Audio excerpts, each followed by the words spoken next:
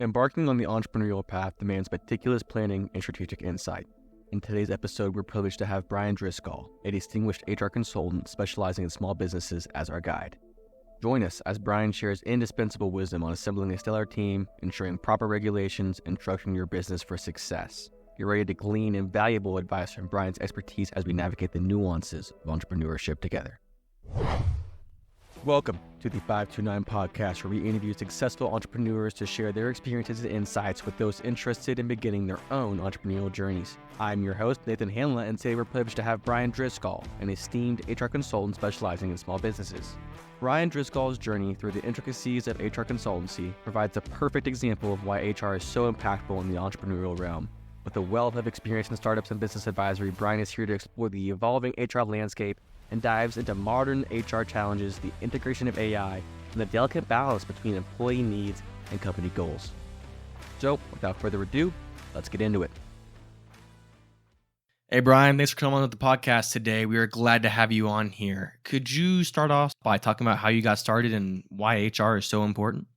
Yeah, absolutely. I appreciate you guys having me. This is definitely some important topics to discuss. I got started in HR about almost 20 years ago now. I was working for a small law firm, and the owner was partly retired and needed somebody to run the business while they were out vacationing around the country. So I raised my hand and took it upon myself to start doing the operations for the business, which included HR components. And as I'm sure you're aware, HR and law are so intertwined. There's so much compliance and regulation required within the HR space that it was a natural transition for me. I went to work for a national staffing agency, heading their HR department for a few years, and then jumped out on my own. And I've been doing that ever since, and I love it. My only regret is I didn't do it sooner.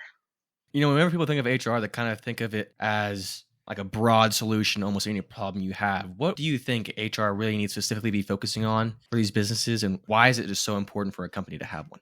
What they need to focus on is the employees. The employees are the oil that keep the business engine running. And if the employees aren't well cared for, then the business won't be as successful and will even potentially cease to exist. That is the core component of HR. That has changed. It didn't used to be that way. 20, 30, 40, 60 years ago, HR was a business asset protection department that was purely looking out for the interests of the business. But over time, and especially over the last 20 years, and even more so over the last 4, businesses have started to realize what a lot of us have been talking about for a long time, which is the employees are the assets that need protecting. And over the last few years, businesses have seen that when their employees are well cared for, when their employees are happy, they are more productive, which ultimately results in more profit for the business. And that's where HR has kind of evolved to, creating more of a people-centric, a people-focused workplace that takes care of the holistic needs of the individual employees and the team as a whole, which ultimately serves the best interests of the business. Seems like you have a lot of issues here that kind of HR can deal with. What are y'all's tools and techniques, or can you end up taking care of these problems that end up coming to the HR department? Honestly, it's a case-by-case basis with tough problems. Are there roadmaps to follow? Of course.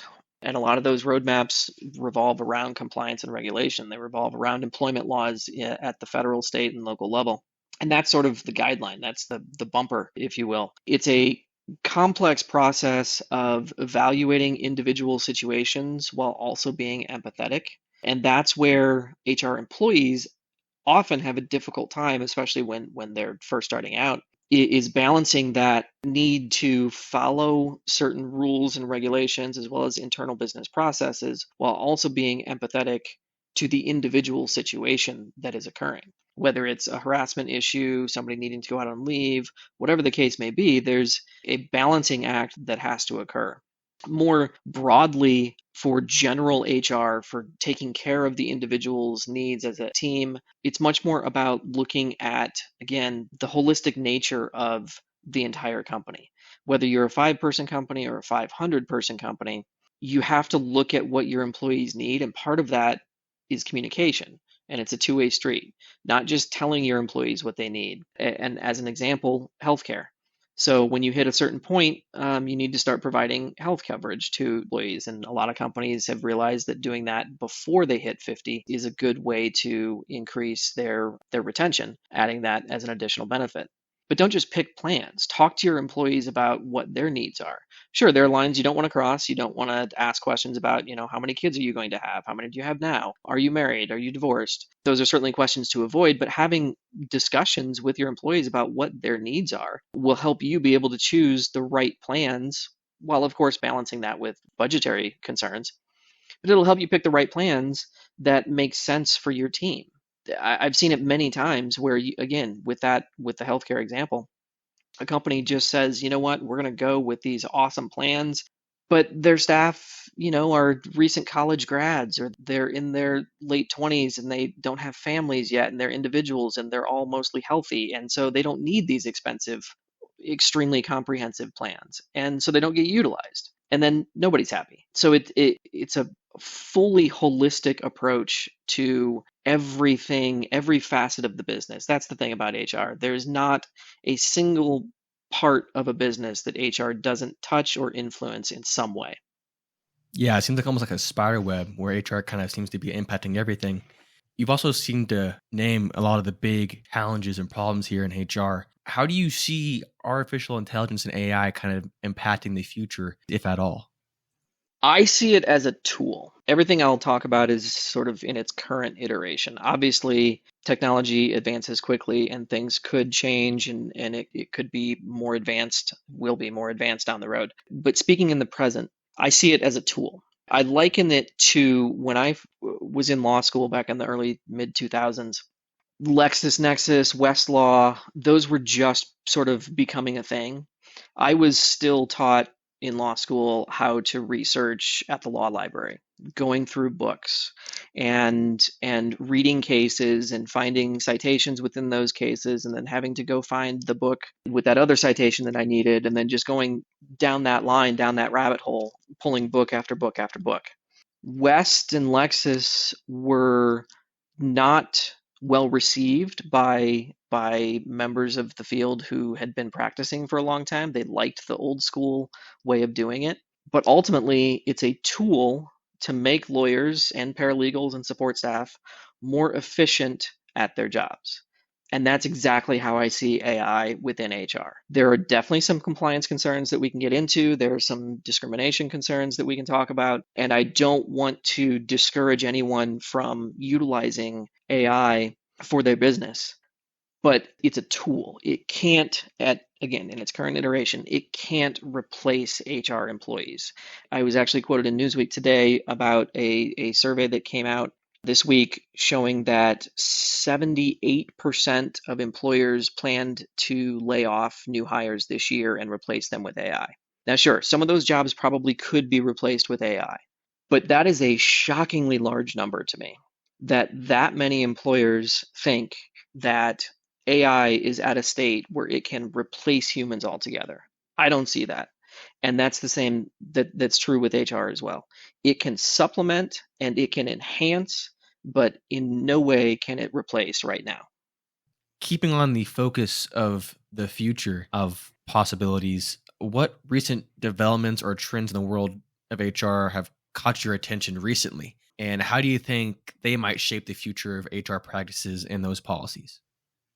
So just yesterday, actually, April 23rd, we saw a couple of new developments in the HR field. One from the FTC over non-compete agreements, invalidating those starting end of August, and then a change in the salary test for FLSA exemption status for employees, exempt versus non-exempt, those who are entitled to versus not entitled to overtime. And so that salary basis will raise from just over 35,000. On July 1st, it will hit to 46, just under 47,000. And then January 1st of 2025, it'll go to over 55,000.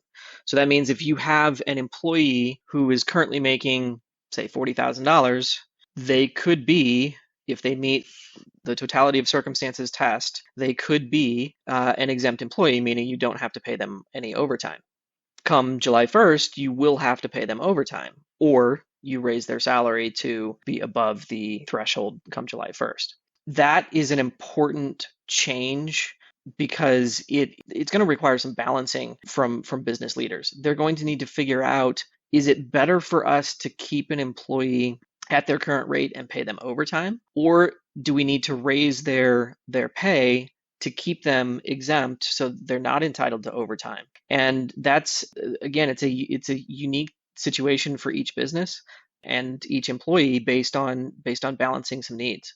The non-compete agreements are also a big one. Tons of people sign non-competes every single day. There's a lot of business incentive to utilize non-competes. It helps restrict employees' ability to leave the company and go work for a competitor.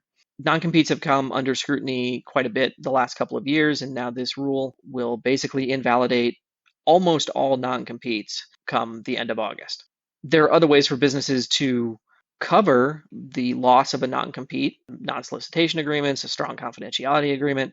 Those are great ways to continue utilizing the tools available to businesses, but they're a little more fair. Non-competes tend to be fairly one-sided, and so that's part of the reason that they've been under so much scrutiny as of late.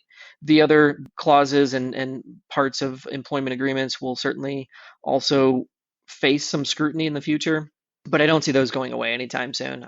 Those are, like I said, they're more fair, equally weighted across the board between businesses and employees. Okay. And how can companies make sure that their HR practices are up to date with all of these new compliance and regulations?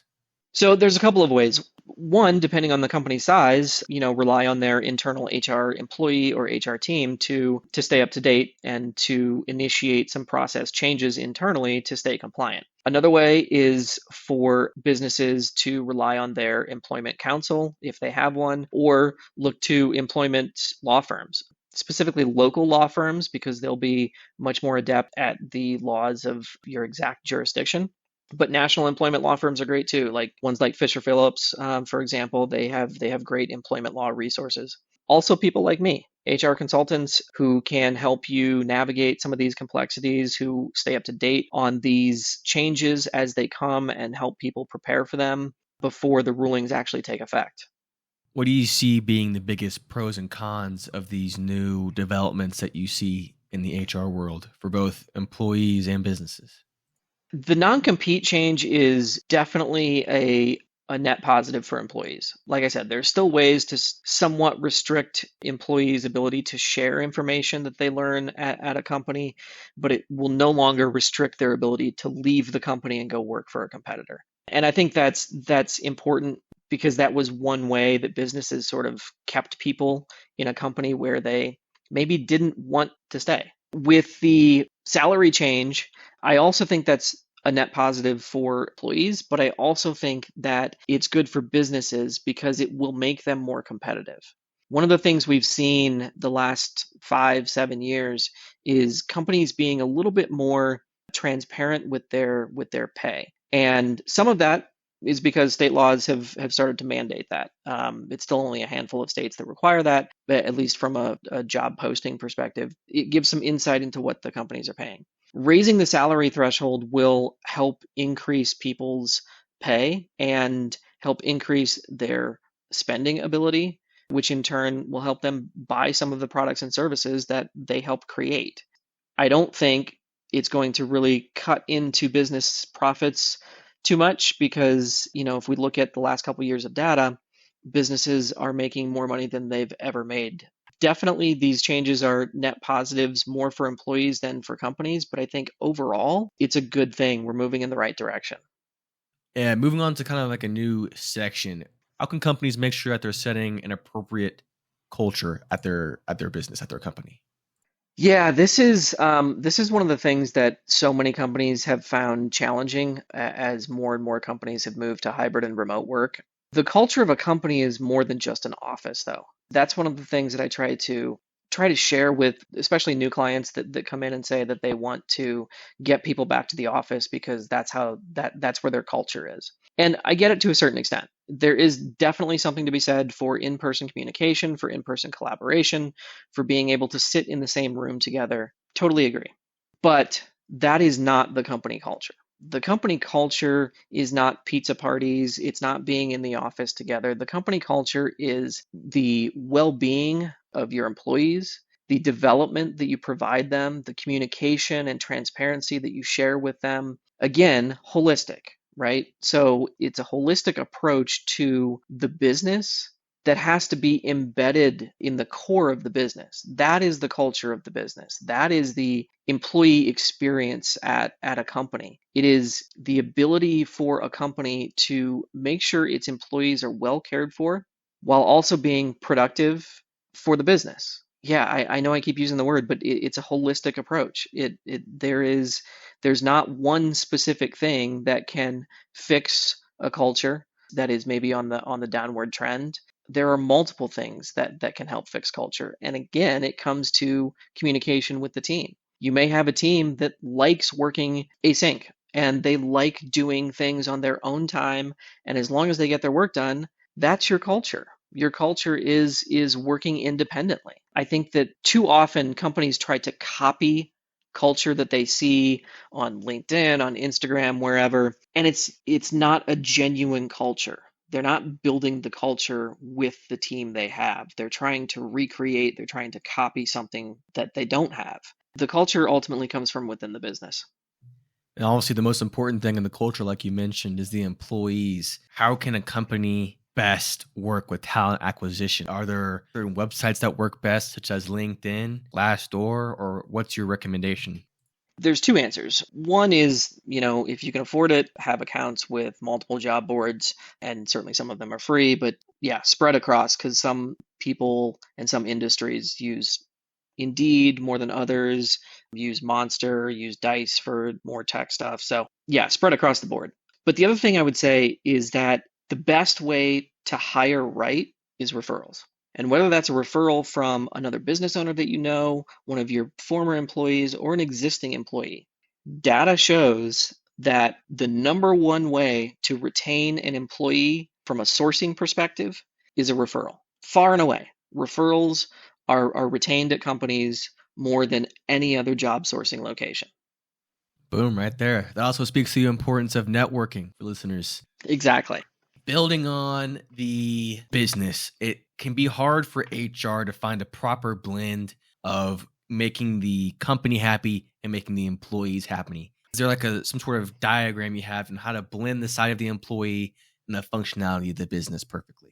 Yeah, I mean, it's definitely, like you said, it is a blend. Nobody is going to get 100% of what they want. And I think that as long as you're willing to be reasonable, both as an employee and as a business, you're going to be able to meet everyone's needs.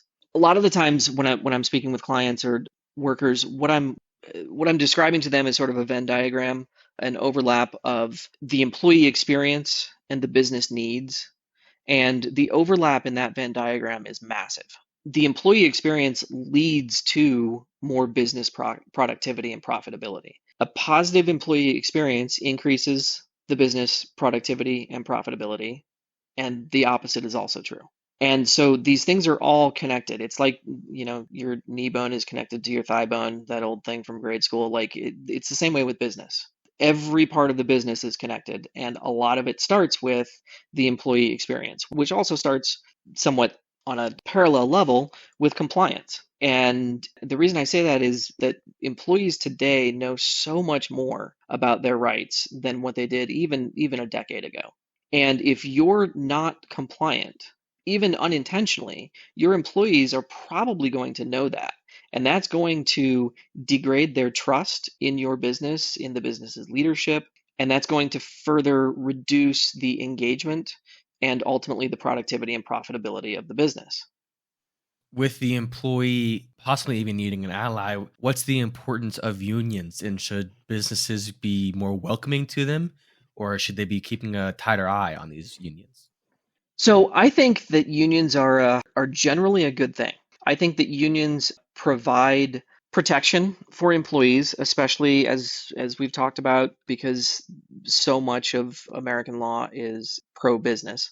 They provide protection for employees, but they also help employers because unions also provide training, they provide assistance with negotiations or issues that may be happening, interpersonal conflicts that may be happening within the business. Those are all things that are positive for both employees and businesses. And I think that there's just been so much fear of unions from businesses for the last, half century or more, that is part of the reason that businesses are so anti-union. I mean, they're also anti-union because unions typically are able to get employees higher wages and better benefits, but frankly, those are things that employers should be offering anyway. So yeah, I think unions are definitely a positive. There are certainly situations where they may not be necessary or may not always be in the best interests of employees or in businesses. But yeah, I think broadly speaking, unions are absolutely a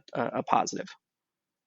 And in these unions, and also in every single company in business, there's going to be a wide range and variety of your employees. One of those varieties being age. Most of the newer workers wanted to be more remote, more hybrid, and the olders tend to want to work in the office and see that as being better. Do you see other problems and issues such as that between age differences that businesses need to focus on and kind of help mitigate? Yeah, when you have a cross-generational workforce like that, and as you described it, it's spanning very different viewpoints on work. It is challenging. I mean, I'm not going to sugarcoat it. It isn't easy to resolve some of these issues, but that's where, when possible, a hybrid environment can be a good compromise. It can meet the needs of everyone. Having the ability to have individuals in your workforce who are a little bit senior, who have some of that experience, is great. And the reverse is also true with younger employees.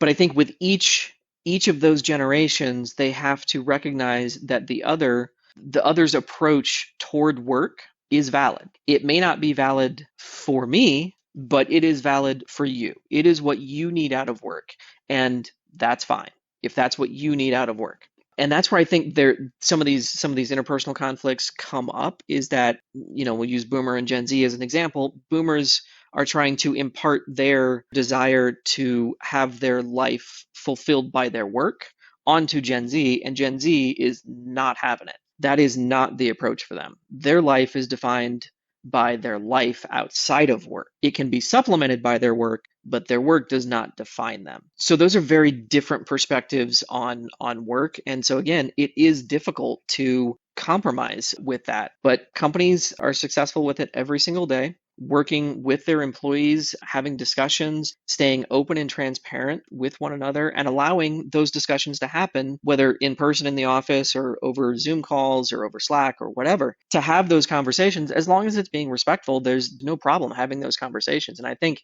having those conversations is honestly a good thing. I think it helps us learn more about other people, about people that are different than us.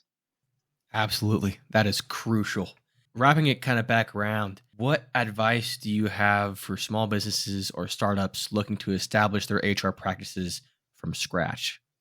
Don't put it on your bookkeeper. So many businesses, especially really small businesses like 10, 15 employees and smaller, put their HR needs basically as a part-time job onto another full-time employee, usually someone in the finance realm. That's why I said bookkeeper. I don't know why, but it sometimes just sort of falls on a finance person to also do HR. That's not the right way to do it. There are some legal landmines that those employees simply don't know about, nor should they.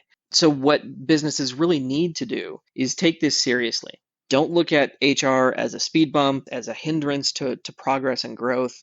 It can help progress and growth. When you're compliant, your employees know that you're compliant, and your business will be successful because of it. Your business will not be hindered or held back by having HR policies and practices in place. And that's where, when you're really small, when you're starting out, to have this discussion with someone, whether it's, again, someone like me, an HR consultant, an advisor, or if you hire a true part-time HR worker because you just don't need somebody full-time yet, whatever the need is, it's important to have somebody who you trust, number one, but who also knows what they're doing. These are important things to put in place and to be forward thinking with. As I've said, there are certain thresholds. When you hit a certain head count, like 25 employees, 50 employees, you become required to comply with certain federal laws.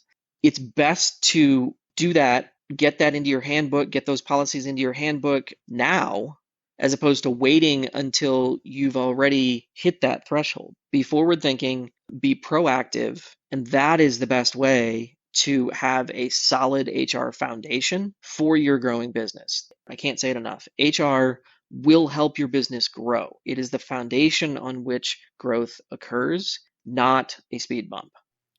For those same small businesses or possibly even listeners looking for more information or help with HR, or do you have any good resources that they could go to help gather more information on this? Yeah, again, employment law firms are great. They always stay up to date on things. The EEOC website is also helpful. Employment Opportunity Commission. SHRM is a great resource too. There are lots of templates that you can find on there for like a generic handbook, a remote work policy, things like that. People like me can certainly step in and help. If there's one thing that I would just want to go back a second and underscore with new businesses, it would be to also make sure that you're prioritizing your team's well-being from day one. So employee well-being and development, including and especially mental health resources. Well-being has so often had such a profound impact on workers. It has, in fact, more of an impact on workers than productivity and skill development programs. But it's more than just offering, again, pizza parties or even counseling services. Truly supporting your employees' well-being requires embedding that mental health awareness into the fabric of the company culture.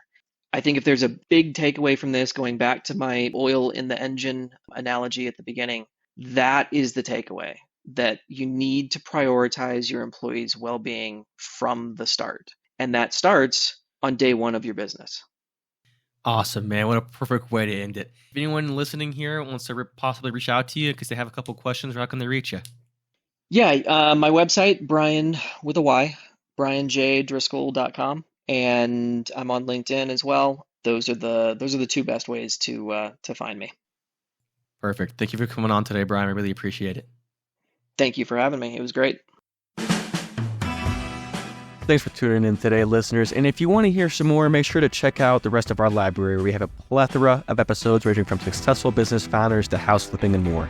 Be sure to watch our YouTube shorts, TikToks, and Instagram Reels, where we highlight the best parts of each episode.